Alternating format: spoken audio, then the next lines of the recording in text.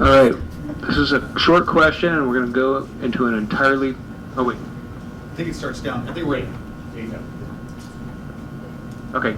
Well, we can all hear you. Okay. So this is this is a short question, and we're going in an entirely different direction. If you were not a candidate in this race, who would you support?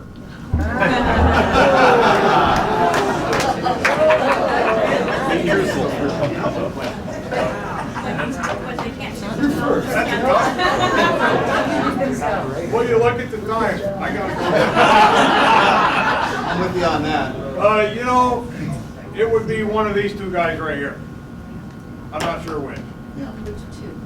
Ron Korn and Brian Riley.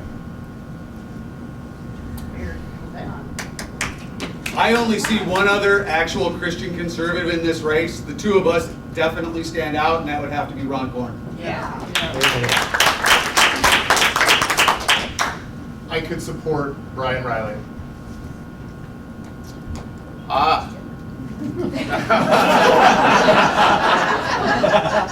I had a lot of time to think about it. It's tough to answer this. That's the Speed idea. round. I know. Luke Almond. Because he listens. So I gotta say, the person that most closely aligns with me is Rich. Yeah.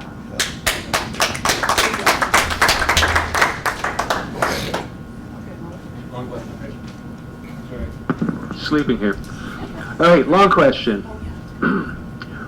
What is your opinion of affordable housing? This is a two-part question. Okay, what is your opinion of affordable housing?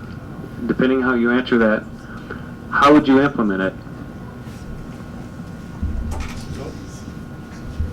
Well, by affordable housing, I presume you mean government controlled, government provided, which I'm totally against.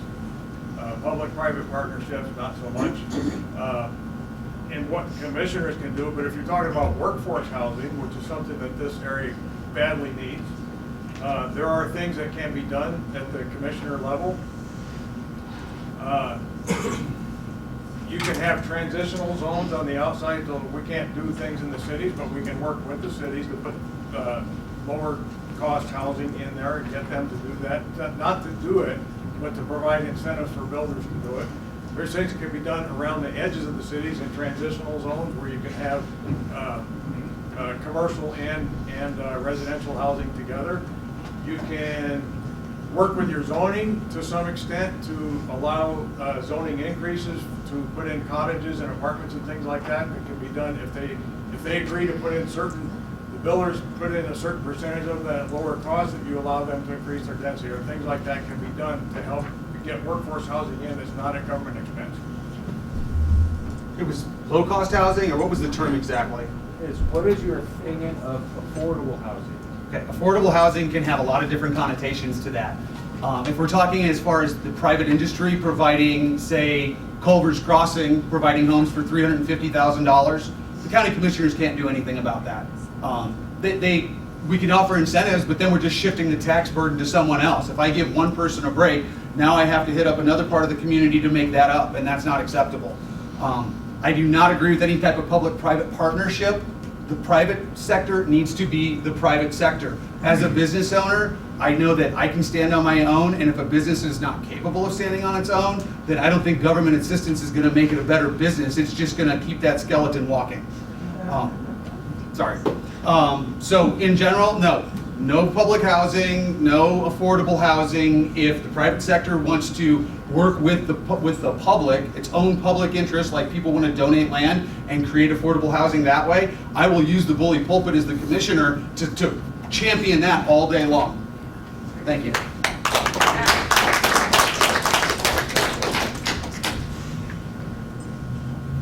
Affordable housing is not the role of government. However, I'm going to read from Idaho statute, which is LUPA, land use.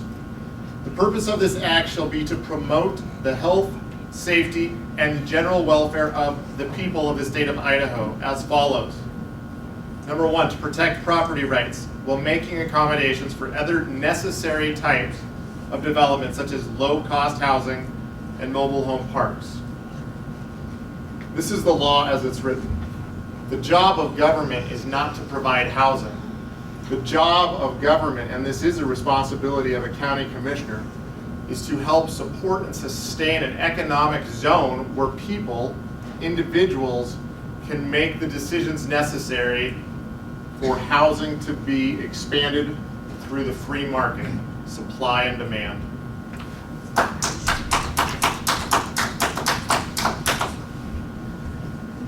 When I look at low-income housing, the first thing that pops in my mind is big apartments, and I already touched on that earlier.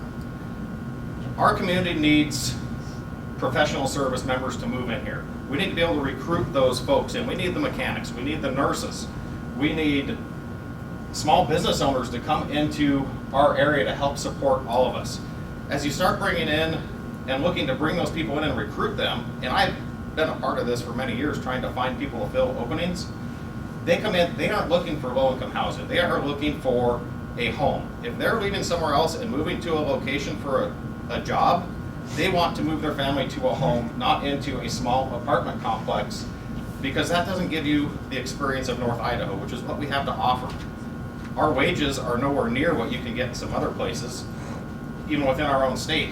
So as we try to bring in these professionals that we all look forward to, we need to look at how, and I don't see how providing and paying for low-income housing is a good use of our resources. So I have the same problem as a few other people up here using the term affordable housing. To me, that comes off as government subsidized housing, getting HUD involved. I'm against that. Government subsidized housing brings in welfare recipients. I don't think we need welfare recipients. We need places for our workforce to live and stay and start their families. I don't know about you guys, but when I moved out of my parents' house, I moved into a one-bedroom apartment. That was my home.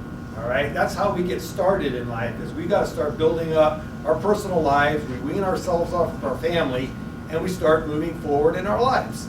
So I do think that we need to build some apartments close to town or in town.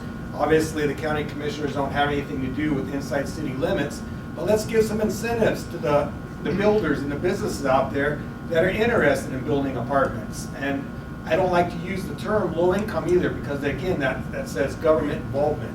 So we need to do something to get our workforce back. I've got 3 kids here. They want to stay here. They can't afford to stay here. We're going to have to move tiny homes onto my property.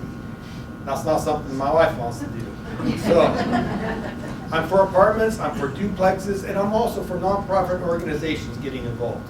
Why not get a nonprofit organization to start working towards affordable housing? Thank you.